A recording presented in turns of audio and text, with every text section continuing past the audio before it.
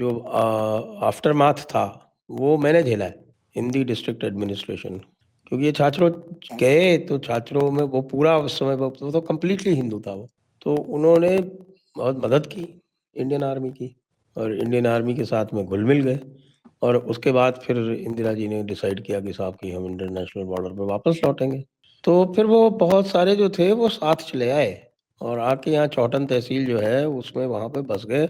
उनका साहब हमको तो मार देंगे ये, हमने तो आपकी इतनी मदद की ये सोच के कि आप हमें छोड़ के नहीं जाओगे, वो आप हमको छोड़ के जा रहे हो और हम किसके भरोसे रहे यहाँ पे। तो वो जो आपके खास तौर से जो साधन संपन्न वाले थे ना, ओड राजपूत वगैरह जो थे वो सब आ गए इधर।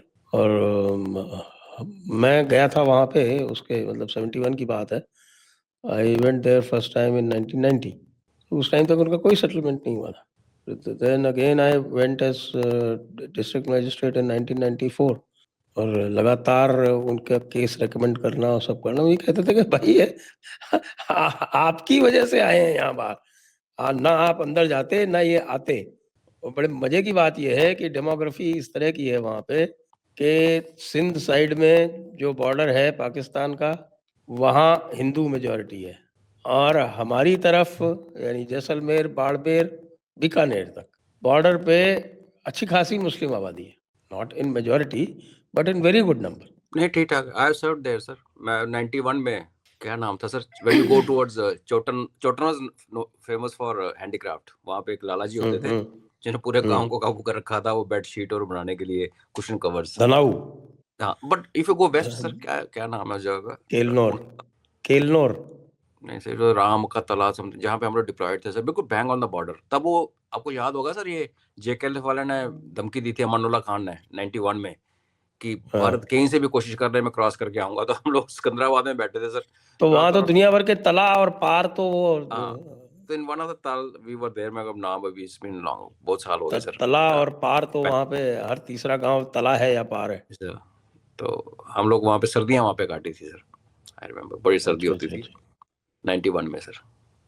91 और 92 अर्ली जनवरी का महीना। तो ठीक है सर, अगर ऐसा पॉपुलेशन का क्लीन एक्सचेंज, क्लीन हमें डिस्ट्रिक्ट मिल जाते हैं, वहाँ के लोग मिलना चाहते हैं, तो व्हाई नॉट। बट जो पूरा सिंध है सर, जिसमें लाइक हम सेइंग बलोच हैं, पश्तून हैं, जो बसे हुए हैं वहाँ पे, उनको अपने साथ मिलाना, फिर वो पीओजेके वाला एक थोड़ा सा कि आप अपनी एडमिनिस्ट्रेटिव अपने रिसोर्सेज को स्ट्रेच कर रहे हो सर। और उन्की जो एस्पिरेशंस हैं, कल को ये ना हो कि 10 साल के बाद वहाँ पे कोई उठ के बोल दे कि हमारे पर, जैसे हमारे कश्मीरी भाइयों को अब तक रिकनसाइल तो कर लिया हुआ उन्होंने, बट उनको पता कब उठ के बोलना है। खैर, government no sir. But yes, Sindh लो, बलोचों से हाथ मिलाओ, पूरे को प्रोटेक्ट करो, बाद में देखते हैं क्या होता है सर। तो विश लिस्ट तो साहब ये हो गया हमारा विश लिस्ट नंबर 3 सर। अब थोड़ा आ जाते हैं वेस्टर्न आर्मी के एरिया में, क्योंकि वेस्टर्न आर्मी कमांडर बड़े फोर्थराइट है। वेस्टर्न आर्मी का एरिया मेरे ख्याल से श्री गंगानगर से शुरू होकर जम्मू तक चलता है। यस सर, जम्मू भी वेस्टर्न कमांड में आता है सर। श्री गंगानगर भी वेस्टर्न में है या साउथ वेस्टर्न में चला गया? श्री गंगानगर अभी साउथ वेस्टर्न में होना चाहिए सर, क्योंकि जब मैंने सब किया तो तब वेस्टर्न कमांड में था। दिस वाज बठिंडा डिवीजन के अंदर आता था ना पहले। अभी बठिंडा के नीचे आता है। Bathinda division south western command के नीचे है। अच्छा, बठिंडा साउथ वेस्टर्न में। हाँ, ओके। और लालगढ़ जट्टा, ये सारे साउथ वेस्टर्न कमांड वाले हैं। क्योंकि पहले जैसलमेर तक वो पुराना था सर, अभी नहीं। जैसलमेर तक वेस्टर्न कमांड थी, उसके नीचे सदर्न कमांड थी। सदर्न कमांड थी, बिल्कुल सर। तो अभी जो पराक्रम के टाइम पे भी यही था। हम लोग यहाँ पे डिप्लॉयड थे सर राय सिंह नगर में। तो Rai Singh Nagar was part of western command. लेकिन अभी जब मैंने प्री मैच्योर रिटायरमेंट ली तो मैं बठिंडा में ही था सर, हेडक्वार्टर में। तो ये हमारे नीचे आती थी। ये गंगानगर डिवीजन 16 डिवीजन जो है वो बठिंडा की कोर के अंडर आती है, और Bathinda itself is under south western command, Jaipur के नीचे। ओके। हाँ, तो फिर चलिए हम वेस्टर्न आर्मी कमांडर की बात को ध्यान में रखते हुए वेस्टर्न आर्मी तीन एरियाज तो हम ले चुके हैं, 2 कंगलुओं के और एक हमने सिंध का एरिया ले लिया। तो सर वहाँ फिर हमें वेस्टर्न आर्मी कमांड के अंतर्गत कौन से एरियाज आपको दिखते हैं? मुझे तो एक ही दिखता है, अखनूर डगर।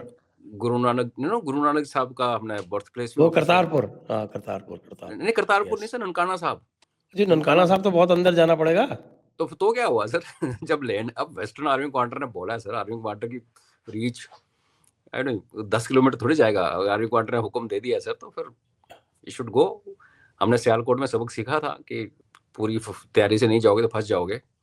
तो जब सियालकोट में घुसे थे हम लोग 65 में, बट ननकाना साहब तो ड्रीम है सर, मिल जाए तो व्हाई नॉट। करतारपुर तो लेना ही है, वो तो है ही है ऑलरेडी, मतलब this not a big thing. But इनके वेस्टर्न कमांड में जो दूसरे वाला चिकन नेक है वो नदर्न कमांड में आता है, ऊपर वाला। वो अखनूर डैगर किस में आता है? हाँ वो नदर्न कमांड में आता है। किसी अच्छा, जमाने में नदर्न जम्मू कमांड। भी नदर्न कमांड में था सर, तो उसके बाद जम्मू आ गया वेस्टर्न कमांड के नीचे, और जो अखनूर का इलाका है वो नदर्न कमांड के पास है। अखनूर, जोरी, पुंछ आगे सारा till whole of Leh Ladakh Kashmir सारा नदर्न कमांड के पास है। तो वो डैगर तो निकालना पड़ेगा, वो चुभता है सर उसको पता नहीं क्यों। हाँ, वो तो थोड़ा दूर है, लेकिन करतारपुर साहब तो बिल्कुल वो डूएबल तो है। स्टोन, हाँ करतारपुर साहब तो डन है सर वो तो डन है। आई मीन वो अगर हम कुछ नहीं भी करेंगे तो वो डन है, वो लेंगे। मैं तो ननकाना साहब की बात कर रहा हूँ सर। अच्छा। डेरा बाबा नानक हमारे पास, करतारपुर हमारे पास, तो ननकाना साहब भी आना चाहिए ना सर। अब पंजाब में जो भी प्रोपेगेंडा है हाँ, वहाँ सरकार के बाईपास करना पड़ेगा आपको लाहौर को। वो ठीक अगर है। लाहौर में अटक गए तो फिर नहीं फंस नहीं जाएंगे। वो उसके अंदर तो जा ही नहीं सकते sir, we have to bypass.